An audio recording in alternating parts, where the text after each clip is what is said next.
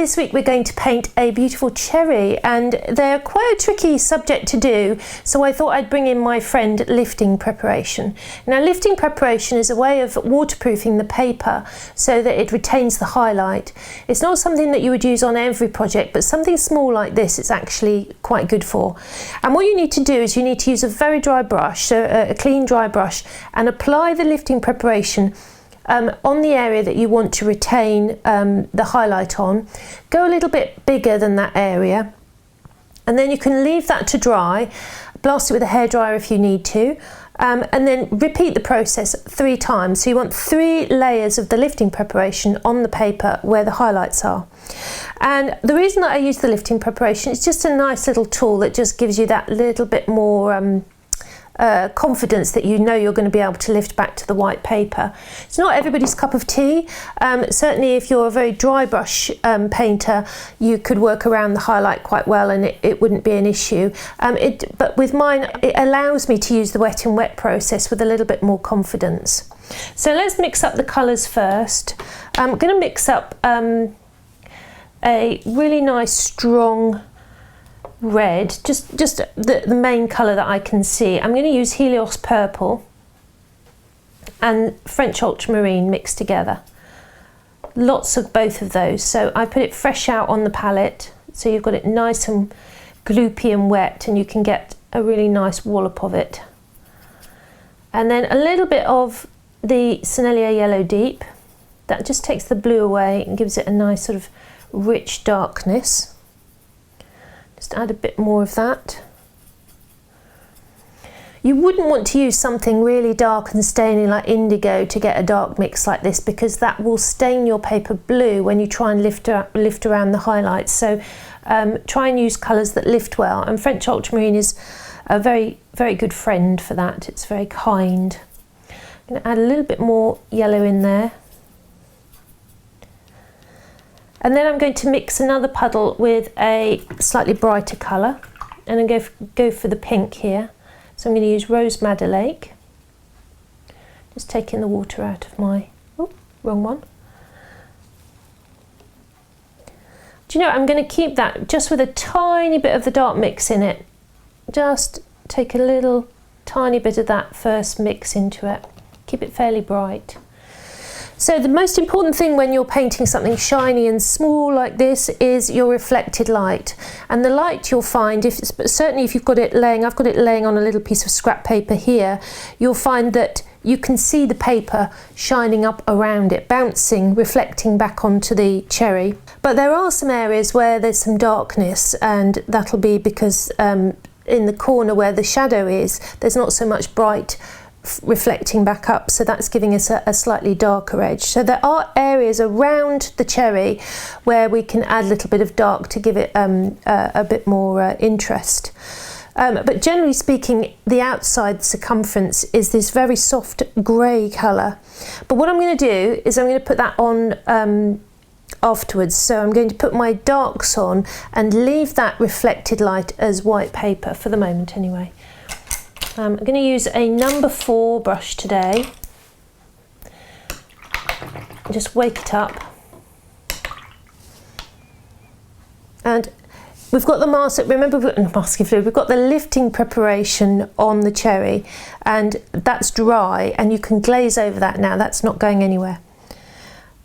You might say to me, well, what's the difference between masking fluid and lifting preparation and masking fluid? Well, the difference is that masking fluid will give you a very hard edge when you remove it, whereas the lifting preparation allows us to almost maintain that softness that you get with wet in wet around the highlight. It's a little tricky in that you need to remember where you've put it. So I'm putting the glaze over the whole area. And it's really important that you're quite specific about getting the whole cherry covered there, because if you miss a bit where the lifting preparation is, you'll get a hard edge. So I put my glaze on, and I'm just going to mop over just to lift a little bit of that water off. And then I'm going to stir up my lovely dark cherry colour. And I can see the dark going round in a circle. I'm working from life, and I think if you can possibly manage to buy yourself a punnet of cherries, I would advise you work from life as well, rather than from my photograph. We'll give you some photographs anyway, so you can play around with that if the cherries are out of season, because they're not cheap. I had to buy these, and they're not in season at the moment. Buy these at the local supermarket, and they are somewhat of an extravagance. You get the feeling people are looking at your trolley thinking, oh, she must be doing well. Punnet of cherries in this season. Anyway, they're worth it so that I can show you this. So what I've done is I've done a lovely almost sort of cherry circle of that, and you can see we've got the lovely soft edge all the way around and the lovely soft edge through the middle there. And I'm going to drop a little bit of this colour on this corner here. That's where the reflected light is not so bright, and I'm getting more of a shadow bouncing back just on that corner. Clean your brush, take the water out of it, and just pick up that slightly darkened pink, and I'm going to put that through the middle there. Now I'm not worried about all of the highlights, because I'm going to lift some of them out as soft lights. But the first job is to retain that reflected light. So with a clean damp brush, run your brush through the highlight, so behind the outside line, and just catching the edge of that red. And you'll need to keep cleaning your brush because it will pick up paint as it goes around. So I'm going to keep going round until the paint stops moving and that the area around is nice and soft. So it takes a little bit of patience, this, and be very methodical about getting the water out of your brush, because if you come back at this stage with a wet brush, well, you could have a go and see what happens, but it's not pretty. So I'm just going to wipe and wipe and wipe. And now what I'm going to do is come back into this area here where there's a soft light, and again with the tip of a clean damp brush we just plop it there very gently and just use it like a little mop, and you'll get a soft light. That's a little bit of my studio wall reflecting in there. And then where our lifting preparation has been sitting, we've got this little bit of area here. I'll show you what will happen here. We're going to lift out, and even though the paint has sort of moved into it, we should be able to lift back to the white paper.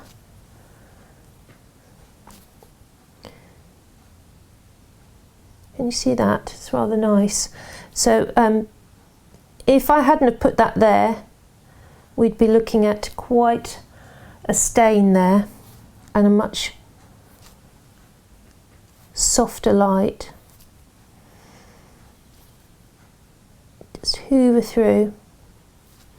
Right, just here where the colours have fought one another, I'm just going to flick through with the tip of my brush and just soften that area there. I barely touch the paper. I always think doing shiny things, it's very, very difficult. I would say if you're a beginner, this is not what I would start with. However, it's always worth having a go, because you might have beginner's luck and do a really good job. Just because that colour's not softening right, I'm going to drop in a little bit more of the dark colour there. Just very gently, because it was just starting to look a bit stripy there. And with a clean damp brush, just soften the edge again. You can see how you can't really go off and have a cup of tea or answer the phone at this stage. It's all very volatile. Once you've softened that in, Ooh, soften, soften. Come back to retrieving that highlight. Clean the brush and wipe through. Now we could leave this till when it's dry and lift it out then, but you might get a hard edge, so I'm doing it now so that I can still flick back from the edge like that and get a really lovely soft cloudy edge.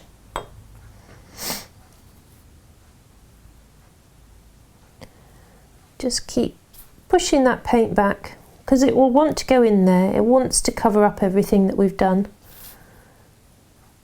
Just going to soften that up a little bit and just soften down here, so you're keeping an eye on everything.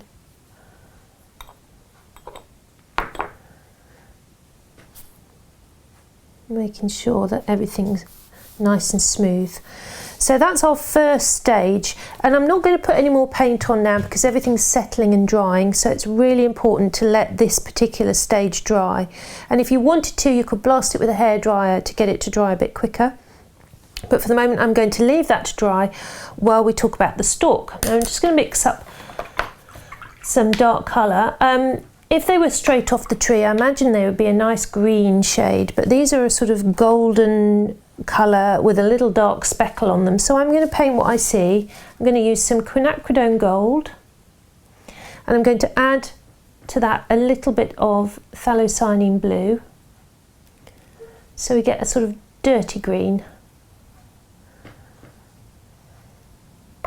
And it's very skinny, and the reason I've just got one line is because when I'm painting very, very thin stems, as I've mentioned in other projects, you need to keep that, you need to think thin, and I always find that I think thinner if I've just got the one line to follow rather than two little lines, which then actually you're tempted to fill them in, and then you end up with a wider line than you wanted.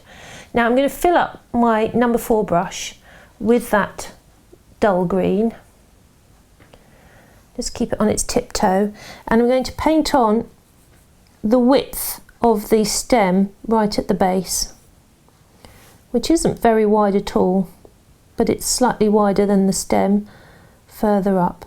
So just get that painted on, and then when you're happy with that width, you've got to push your brush alongside the line at the right width for the stem.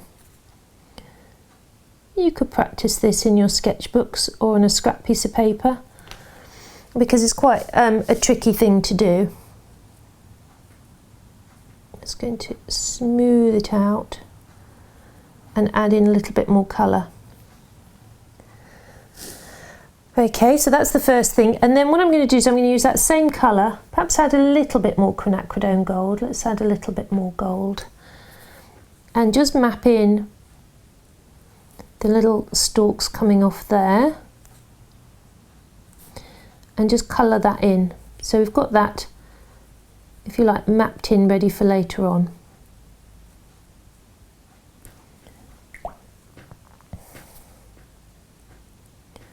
Totally good. So I'm going to let that dry. When it's all dry, we're going to remove the pencil.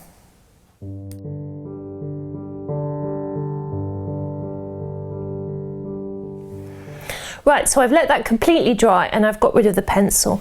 Don't worry if a little bit of the pencil remains, because there's quite a lot of process to go through, and we can remove it with the eradicator if need be. Sometimes with the pinks and the reds and what have you, it can seep out and maybe make the pencil look permanent. Right, so the next stage is to come back and add some more colour. And those of you that don't like dry brushing, you're going to find this a little bit annoying, because it's all dry brushing from now on. Well, it's a bit of a mixture. It's dry brushing, damp brushing, etc. So what we're going to do is we're going to mix up this strong colour, just get it a little bit wetter. And we're going to flatten the brush out and just give it a little wiggle like that on the palette. And then just tap it lightly on the dab pad. Now, if you've never done this before, and I'm sure you have if you've been with us, but if you're coming new and this is the first tutorial you've done, you won't have seen this. So what we're looking to do is add the colour on very, very gently like this, It takes a little bit of practice to get this really soft, but hopefully we've got enough paint on there that it shouldn't really matter if you make a little mistake. I'm just going to bring my cherry back next door.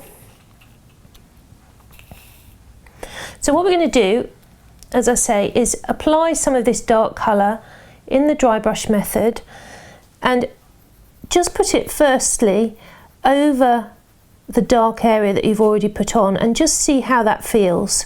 See if you can get it really, really soft over the darkest area.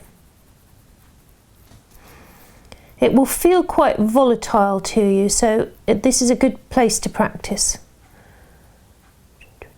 Like that. And I'm going to continue with the brush. When it gets to it, it'll get to a point where you feel like it's just putting on the right amount of paint. And when you've got it to that stage, then continue round and start dancing the brush around the cherry and putting the dark where you need it most.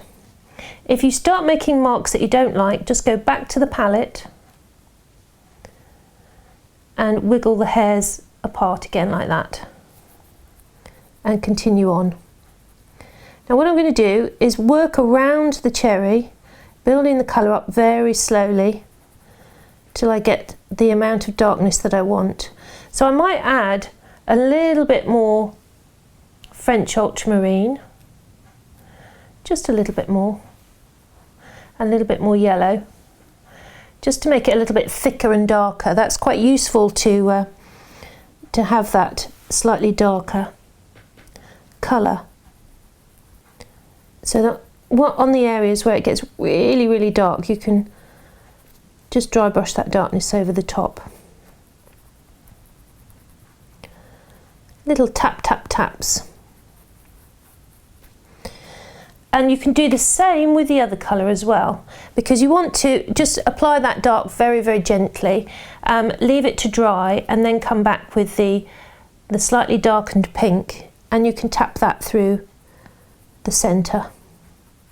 You'll get a bit of texture, but don't worry about that, because we're going to build up and build up until the texture almost disappears. So I'm just going to drag it like so. When you get close to that softer light, just do that as your brush starts to run out. So little taps like that, little taps. Don't over fiddle it, just let it settle and dry, and then continue with the other colour and just keep working round until you build up that colour.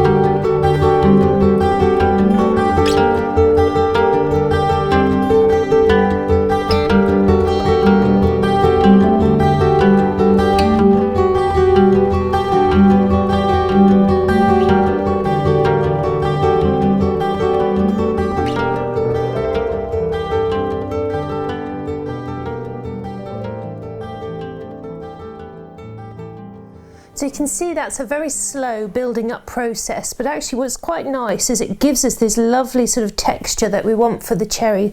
Little dimples almost. And what I've done is I've kept it really soft around here, and it does take a little bit of practice, but actually this is one of the things that you're going to need to get good at, so why not on the cherry? So let's mix up a little bit of the colour to go around the outside, and what I want to do is I just want to make a little space with some kitchen towel. Oh, failing at that. Just try not to get paint all over me. And we're going to put some French ultramarine.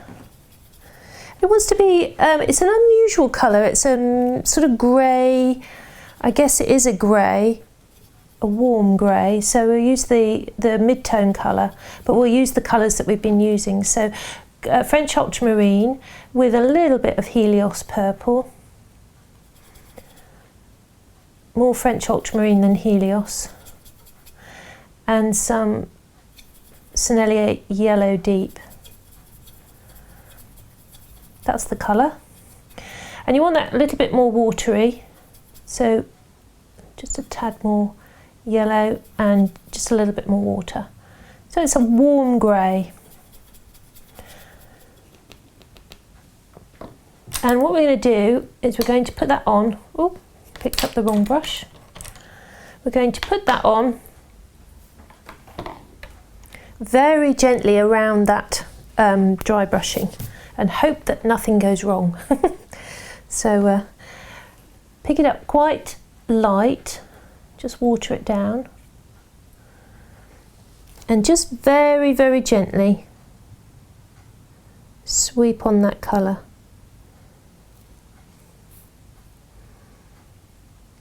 Just so soft, you don't want to disturb any of the other colour that you've put on. And I'm cleaning the brush in between because I don't want to, if I do pick up some of that red, I don't want to move it around. Just sweep around. You see I put a little bit of an edge there in the red because I could see it, and I put a little patch here again because I could see it. And a couple of little patches at the bottom. Okay, now while that's settling, use the clean damp brush to just smooth out your edge. Just from that pencil that was there before, I just want to smooth everything together.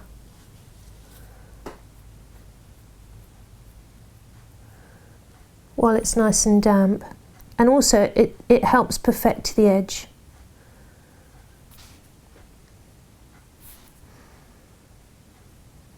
Just going to wiggle that a little bit. And underneath here, just going to smooth out a little bit of light just there. Just on that base. Although it's coloured, it's not very bright, so we'll just smooth it out. Not very grey. There we go. So while that's settling and drying, it's all very important that you let that dry. We'll work on the stem, and what we can do here is mix up again a little bit of brown, and I'm going to mix the brown with the 3 primaries again. So I'm going to use French ultramarine. Let's do a little puddle up here. French ultramarine, Sennelier yellow deep, and Sennelier red. We can use those colours for the stalk because it's slightly detached from the cherry colours. A little bit more yellow, a little bit more red. Oop. A little bit more French ultramarine. It's one of those colours, we don't want it to be too bright, we want it to be somewhere like that. Good. So you're only going to use a small amount of that paint anyway, because what we're going to do is we're going to put a little bit of texture down the stem and then use some of that dark colour to really build up all the interest at the top of the stem. So I'm just roll my brush, get it trained into a nice point on the dab pad, and then pick up that dark colour just with a damp brush, so it's not too wet. And I'm twisting it on the palette so that I can get a really nice point. And then you're going to put a very, very fine line, so your steadiest hand you can muster. A very fine line down this side of the stem, as light as you can. Use you can turn the paper around if you need a different angle. It's very difficult bringing a fine line upwards, but I'm keeping it still for your benefit, so but you can move yours around. And then what you do is you just, in certain parts where you can see the colours a little bit travelling across the stem, you can just very gently tease it across. So we're going to do that all down the stem, and then on the shorter stems up here there's a little bit of light where the stem is snapped, and then the rest of that little short stem is dark, so we're just going to map those in like that. And for this area up here, we're going to draw, just with the tip of the brush, just draw in all those nice little ridges that differentiate between all the little layers of cherry stalk. So just a few nice little lines through there to show those little layers. And on this larger one at the top, they're in sort of little scoops, so I'm going to scoop around and draw the different layers in that. So I'm just going to put in the darks on the stem and the darks on the top, and then we'll come back to the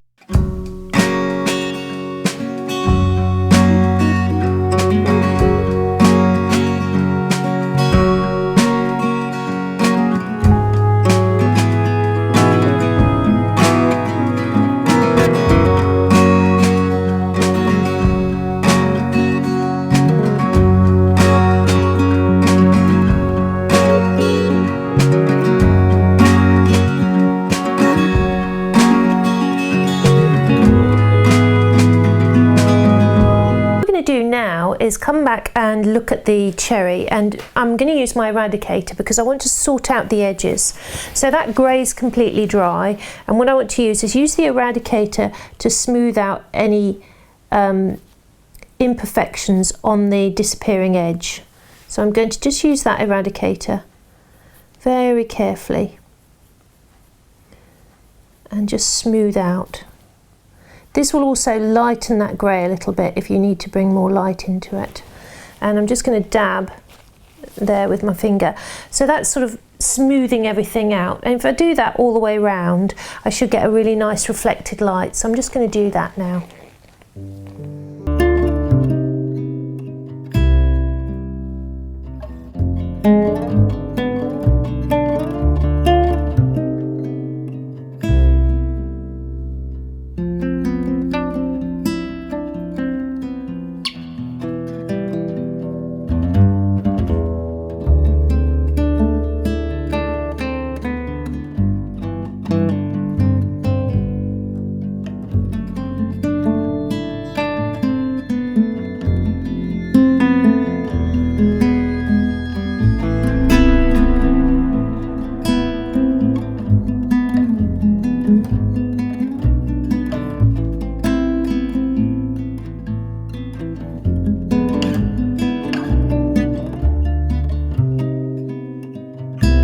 And what I'm getting is a little bit of resistance from the paper. So what I'm going to do now is use a polished stone, and we're going to smooth the nap of the paper down just where it's got a little bit chuffed up.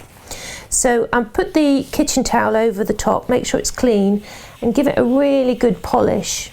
I'm putting quite a lot of pressure on this.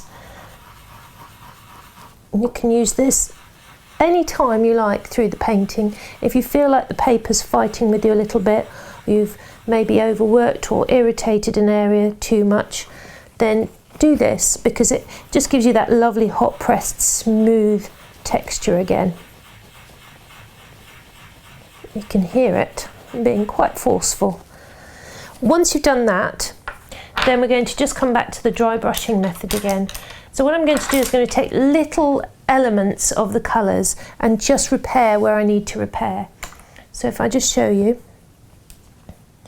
Just going to use some of that grey.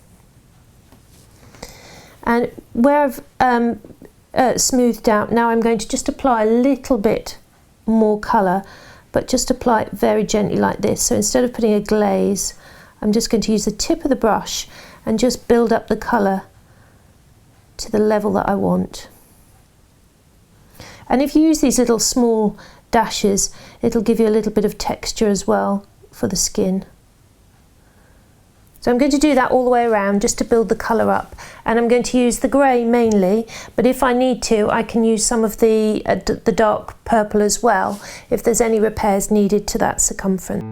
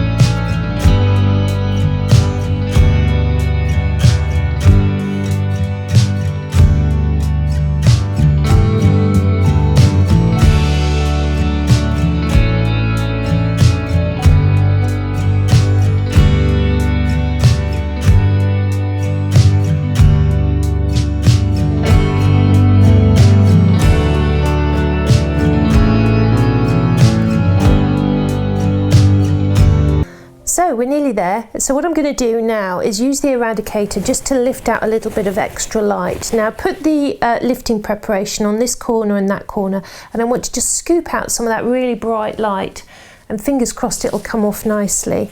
So I'm going to just wiggle the eradicator just where the light comes in. It's really important that you let each of these layers dry so that you don't interfere with all of that dry brushing. Just going to take it right out to the edge. I want that really light on that edge. And down here. Just use the eradicator to really wiggle where you want the light.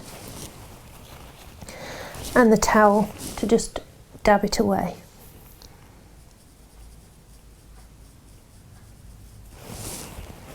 Don't worry if it doesn't come right back to the paper. It takes a bit of practice to get used to the lifting preparation, but also sometimes you can just get unlucky and just miss the area just by a few millimeters or even fractions of millimeters.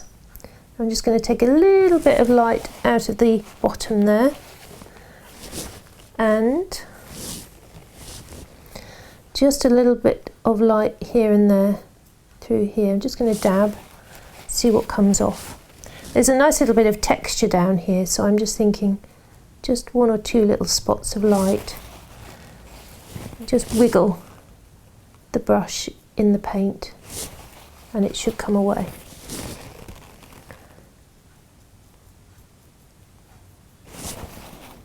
Keep changing the tissue paper as well, because sometimes you can print what you've just lifted off next to on the paper next door. I'm just going to soften some of this. I'm a little bit dark here, so I'm just going to use the eradicator just to lift some of that colour away. With that one I'm going to push in that way because I don't want to take any of the colour outside of the edge. It's all about getting a really nice smooth edge. So I'm going to come back now with my grey and just keep that really, oh, clean your brush. Keep that really pale. And just get a really nice edge where the grey hits the final line, the final edge. And just where I've lifted the light out, I'm just going to bring the grey towards that a little bit. Again, just to get that colour around the corner. It's a very fiddly job. It's all about on the point, the last point of your brush. And it's all about sort of seeing the colour. There are lots of different colours just in and around the cherry. Not all of them white, so it's nice to have that freedom to use colours, lots of variations of the colour. And you're sort of sculpting, I guess, using the little bits of red. Now what I'm doing here is I'm going to pull a little bit of the red through there, just over that corner, just so that I don't have that complete shelf of grey. I just want to take a little bit of colour through that. Just the last hair. Brush is a little bit fluffy. Let's just get it nice and pointy. Just to take, and just see a little bit of that red now coming towards me through there, and just a little bit stronger on there. That all helps bring your eye forward and create this lovely sort of pumpkin-y shape. Just very gently, just tease that in and over that little bit of reflected light. And use that very last hair on the brush just to get everything perfected around the cherry. Just one last little colour that I'm going to mix, the very last bit of colour for the cherry anyway, is a bit of French ultramarine into maybe some, let's go pink, Rose Madder Lake, French ultramarine, and a little bit of quinacridone gold. We're going to get a very dark brown and then make it pinker and a little bit bluer. So we get the darkest dark.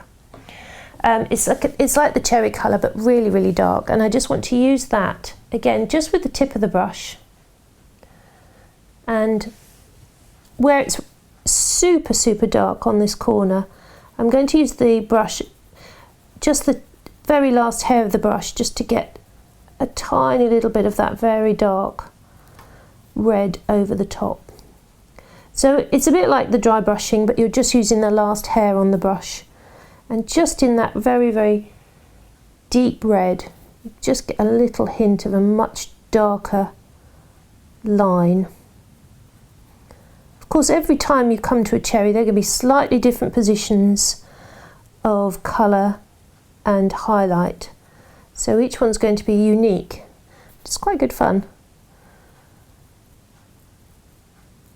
Sometimes if it's really shiny, you're painting a reflection in it, which is a bit funny. And I always am amazed actually if I do get it to look shiny, because I always think at this stage it would be so easy to nip out and get some coloured pencil and just do a nice little pencil softening over the top. But it's watercolour we're trying to perfect here, so that's what we have to work with. and this will really improve your dry brushing skills.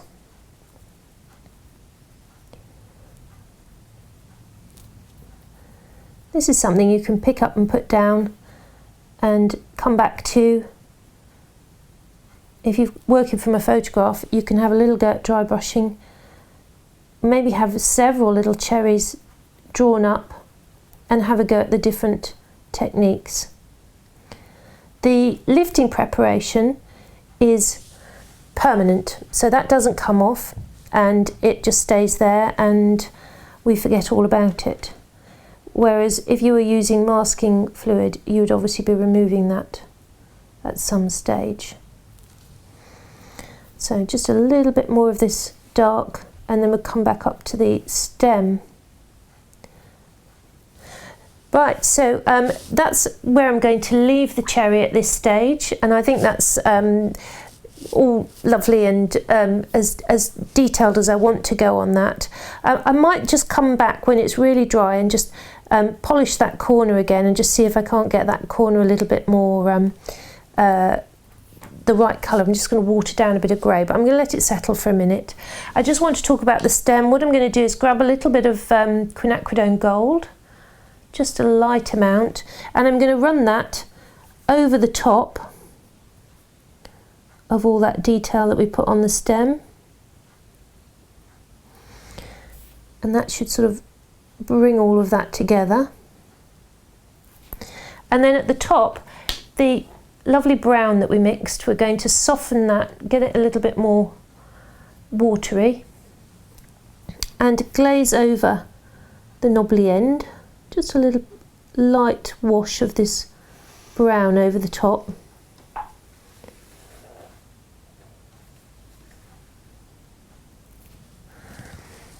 And some of the gold, the quinacridone gold on this part, because they are slightly different browns.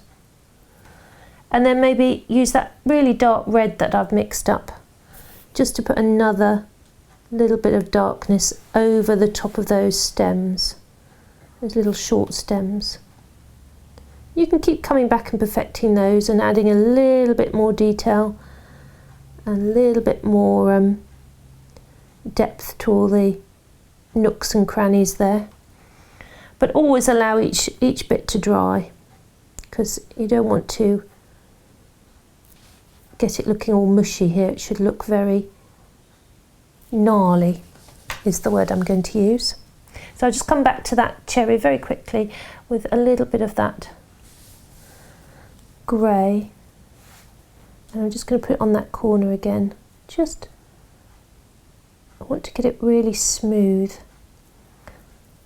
Sometimes it can be the paper. The paper's just, you know, maybe a little bit rough on that corner.